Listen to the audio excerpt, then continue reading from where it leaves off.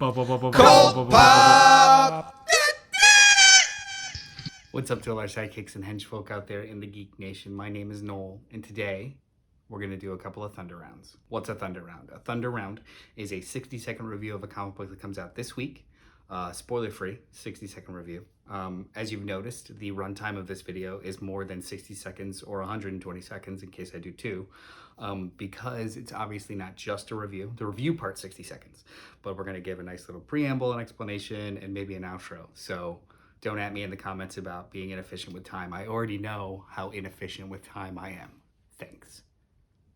Two books we're going to talk about, one from DC, one from Marvel, both number ones that are pretty anticipated. But before I do, I want to invite and ask kindly to please comment, like, subscribe.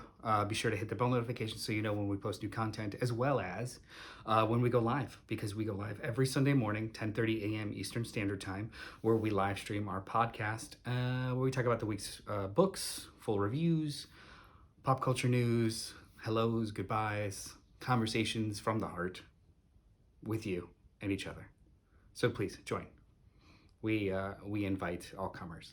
The first book we're going to talk about today is Joker #1 by James Tynion IV and art by Guilem March. There's also a backup story with Sam Johns and James Tynion IV with art by Mirka Andolfo. Little background, I am not a huge fan of James Tynion IV's Batman run so far. The book was coming out at a very rapid pace, bi-monthly, rotating artists, very quick, but also I had the feeling of kind of samesies with it. I wasn't really connecting with it very much. On paper, when you described to me the plot and how it was going, I was like, that sounds cool, but in practice, it just kind of was a little bit like an empty calorie, like enjoying it while reading, but didn't really leave any kind of mark. That's not a knock. A lot of people are loving it. It just wasn't really connecting with me. So when they announced this book in the outset of Joker War, I was intrigued but not super interested, especially since I think that they're overusing the Joker in general. So I picked this up with low expectations, not in a going to be bad kind of way, just in it might not be a book for me. So with that said, let's get into the review. And here we go. I liked this. I liked this for one very specific reason. The Joker is not the protagonist. The Joker, no spoiler, the Joker appears in 1.5 pages of this Joker #1. And I think that's great. I think that's a smart move. He is a force of nature, not necessarily a character to be explored. So what's the rest of it used on? Jim Gordon. This is a Jim Gordon book. If for the foreseeable future, the protagonist of this book is going to be Jim Gordon, rad. That is intriguing to me. The art is great. The pacing is wonderful. There's a noir feel with the voiceover and background elements and just feeling of the book. There's mystery, there's intrigue, there's some bad choices, but it all is it's a really good setup.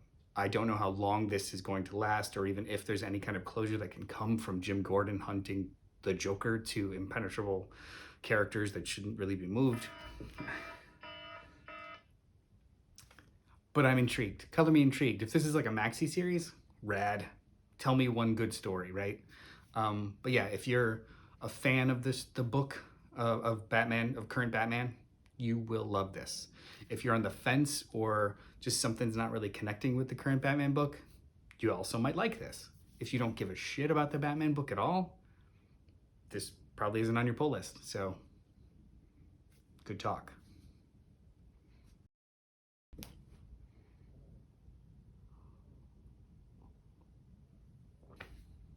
So, the second half of the video, I learned well into editing that it was completely unusable. So here I am re-recording the second Thunder Round that I wanted to deliver this week.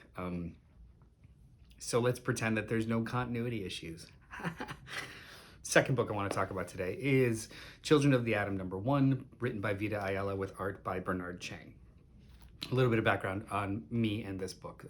For me, I am not reading all of the X-Men titles. There's a gajillion. I'm really only reading the events, one-shots, and X-Men proper.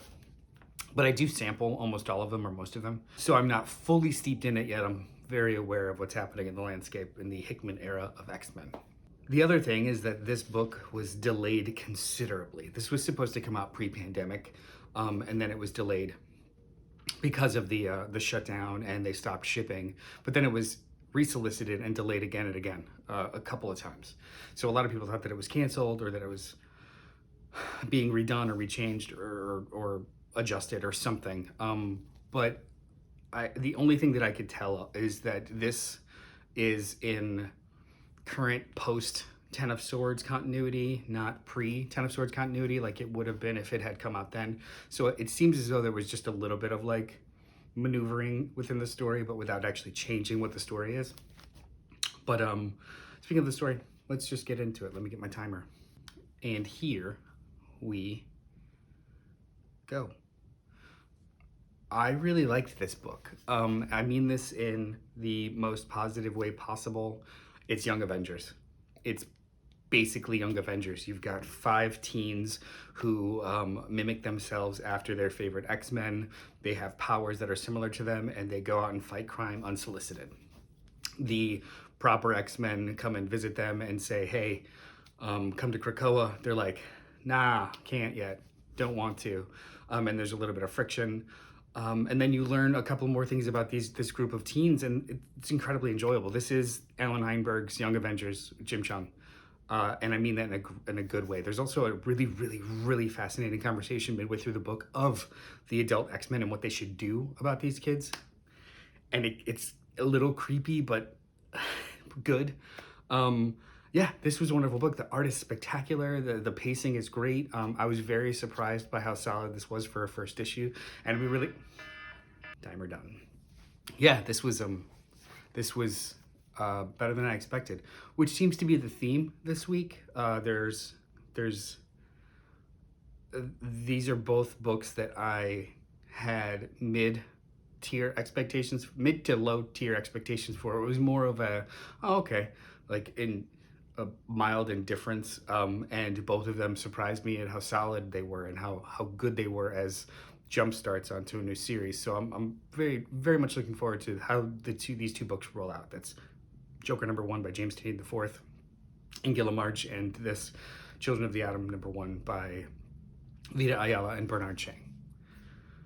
Thank you for spending the last couple of minutes with me. Or for me, it was 2 days, but for you, hopefully it was a couple of minutes, but more than 120 seconds. If you like what we do here, be sure to comment, subscribe, hit the bell notification, all that stuff, so you know when we go live and when we post new content. Again, speaking of going live, we go live every Sunday morning, 10:30 a.m. Eastern Standard Time, where we live stream our CultPop Podcast, talk about this week's comics, might be some of these, obviously more, pop culture news. Have a good old time. Please join us live, and you could jump in the chat and we can have a real-time conversation. Tell me how you thought about these books. Comment down below. If you have any suggestions on stuff that you want us to cover for next week, comment down below. But other than that, thanks for spending the time with me. I really appreciate it. I'll see you guys later. CultPop!